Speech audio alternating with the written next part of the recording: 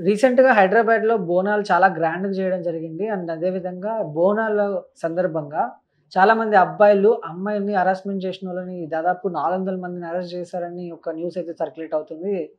అసలేం జరిగింది madam? First thing ఏందంటే, ఒక్కటైతే చెప్తున్నా బోనాలు తెలంగాణలో బిగ్గెస్ట్ అంటే ఫుల్ సెలబ్రేటెడ్ ఫెస్టివల్ అనమాట. అండ్ హైదరాబాద్‌లో మాత్రం బోనాలు అంటే ఒక అమేజింగ్ ఎక్స్‌పీరియన్స్ అది. హ్మ్. సో, అందరికీ హ్యాపీ బోనాలు అని చెప్తా ఈ మంత్ మొత్తం అదే నడుస్తూ ఉంటది. అండ్ చాలా అంటే ఇయర్ మొత్తం వెయిట్ చేస్తారు బోనాలు అని సెలబ్రేషన్స్ కోసం. హ్మ్. సో, ఇది గాకుండా ఇప్పుడేంటంటే, ఈ బోనాల్లో ఇదొక సందర్భం. అంటే అందరు గ్యాదరింగ్స్ ఉంటాయి. బోనాలు చేస్తున్నప్పుడు సెలబ్రేషన్స్, డీజే పెట్టుకోవడం ఇలాంటియన్నీ జరుగుతూ ఉంటాయి. సో, ఏంటంటే చాలామంది మాబ్ అంటే క్రౌడ్ వస్తూ ఉంటారు. సో, ఈ టైంలో వచ్చినప్పుడు ఏంటంటే, ఇంకా ఈ ఎవరైతే ఉంటారో ఏమంటారు ఈ బాయ్స్ కొంతమంది వీళ్ళు మెన్ ఏంటంటే, ఇదే ఛాన్స్ అనుకోని అమ్మాయిని అంటే చిడాయించడం అలాంటివి చేయడం, సతాయించడం అలాంటివి చేస్తూ హ్మ్. ఉంటారు. ఇదొక సందర్భాన్ని యూజ్ చేసుకొని.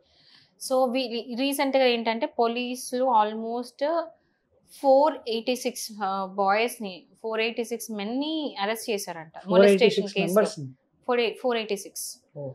అండ్ షాకింగ్ ఏంటంటే అందులో 92 మైనర్. మైనర్స్. 92 హ్మ్. మైనర్స్‌ని అరెస్ట్ చేశారంట మొలెస్టేషన్‌లో. హ్మ్. మొలెస్టేషన్ కేస్ అంటే అందరికి తెలిసుంటది. అంటే outraging the modesty of a women అంటే వుమెన్ ఎళ్తుంటే చిడాయించడము, ఏదో విధంగా కమెంట్స్ చేయడము బ్యాడ్‌గా హ్మ్. ఏదో విధంగా టచ్ చేయడము అలాంటి ఏదైనా సరే ఇదంతా కూడా మొలెస్టేషన్ కిందకొస్తది. సో, వీళ్ళందరికీ ఏంటంటే సెక్షన్ 75 ఆఫ్ బిఎన్ఎస్ యాక్ట్ కింద వీళ్ళు అరెస్ట్ చేయబడ్డారు. అండ్ ఎవరైనా సరే వ్ విమెన్‌కి రెస్పెక్ట్ ఇయ్యండి ఫస్ట్. సో, ఈ హ్మ్. క్రౌడ్‌ని యూజ్ చేసుకొని, ఇలాంటి సిట్యుయేషన్ యూజ్ చేసుకొని, మొలెస్ట్ చేయాలనుకున్న వాళ్ళకి ఖచ్చితంగా శిక్ష పడతది. పోలీసులు మీరు కూడా చూస్తూ ఉంటారు గదా!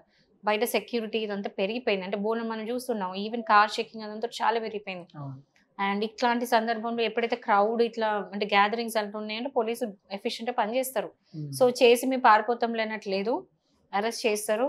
అండ్ మీకు ఆల్మోస్ట్ 3 ఇయర్స్ దాకా శిక్ష పడే అవకాశం ఉంది. సో, మొలెస్ట్ చేయకండి. రెస్పెక్ట్‌ఫుల్‌గా ఉండండి వుమెన్ టువర్డ్స్ ఎందుకంటే ఇప్పుడు ఈ చేసే వాళ్ళ ఇంట్లో గూడా వుమెన్ ఉంటారు.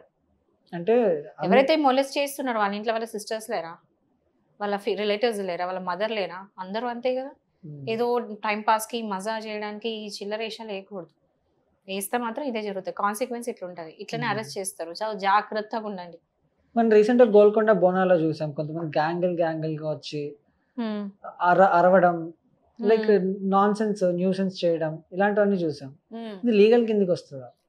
ఇప్పుడు ఒక గ్యాదరింగ్ అయినప్పుడు న్యూసెన్స్ చేసినా గూడా న్యూసెన్స్ కేస్ అవుతది. హ్మ్. సో, ఒకవేళ ఇంకా ఇప్పుడు ఏ అఫెన్స్ చేస్తే దాని తగ్గట్టు ఆ అఫెన్స్ తగ్గట్టు మీకు కేస్ ఫైల్ అయితది. సపోజ్ మీరు నన్ను చిరాకు చేయడం, ఇలా అరవడాలు ఏనైతే న్యూసెన్స్ కేస్ అయితది. సో, అలాంటివి ఏమైనా ఉంటే పబ్లిక్‌లో అయినా చేయొద్దు. డీసెంట్‌గా ఉండాలి. లేదు అంటే ఒకవేళ అరవడాలు అయింటే న్యూసెన్స్ కేస్. ఇప్పుడు ఇట్లా విమెన్ ఏమన్నా ఇట్లా మొలెస్ట్ చేస్తే ఈ సెక్షువల్ హరాస్మెంట్ కేసులు ఇయన్నీ అయితాయి. హ్మ్. మొలెస్టేషన్స్ ఇవన్నీ అయితుంటాయి. సో, జరిగే దాన్ని బట్టి ఆ సెక్షన్స్ అనేది అట్రాక్ట్ అవుతాయి. సో, హ్మ్. ఎలాంటివి చేయకండి. గ్యాదరింగ్స్ ఉన్నప్పుడు మాత్రం సెక్యూరిటీ రీజన్స్‌కి అన్నిటికి ఏంటంటే ఇప్పుడు ఈ బోనాల టైంలో ఏంటంటే you're not even allowed to అంటే మీరు అంటే క్రౌడ్‌లో ఎళ్ళొద్దు. ఇండివిడ్యుయల్‌గా ఎళ్ళండి. ఒకే దగ్గర నలుగురు, ఐదుగురు ఇట్లా గ్యాదర్ అవ్వడము అలాంటివి చేయొద్దు. ఒకవేళ అక్కడ ఏదైనా సెలబ్రేషన్స్ అయితున్నాయి బోనాలవి. సో, ఆ దగ్గరలో ఇట్లా మీరు నలుగురు, ఐదుగురు ఉండడము, ఏమన్నా లేతే ఇల్లీగల్ పనులు చేయడం ఇవంతా గూడా ఈ టైంలో సెక్యూరిటీ రీజన్స్‌కి యూ ఆర్ నాట్ అలౌడ్. మీ హ్మ్. అట్లా చేయొద్దు. చేస్తే ఇట్లాంటి మీ దగ్గరకొచ్చి చెక్ జేయడము, మీ మీ దగ్గర ఉన్న ఏమున్నాయని చెప్పేసి మిమ్మల్ని చెక్ జేయడం అలాంటివి చేస్తారు.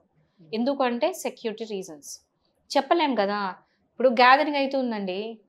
సపోజ్ ఎవరైనా ప్లాన్ చేశారు ఏదైనా అటాక్ అట్లాంటిది. ఇది ఆ టైంలో మౌకాని యూజ్ చేసుకొని చేసేవాళ్ళున్నారు. హ్మ్. అందుకని మిమ్మల్ని ఈ టైంలో చెకింగ్ చేస్తా ఉంటారు. దాన్ని మీరు వద్దు అని డినై చేయడానికి లేదు. వాళ్ళొచ్చి చెక్ జేయడానికి మీరు కోఆపరేట్ చేయాల్సిందే.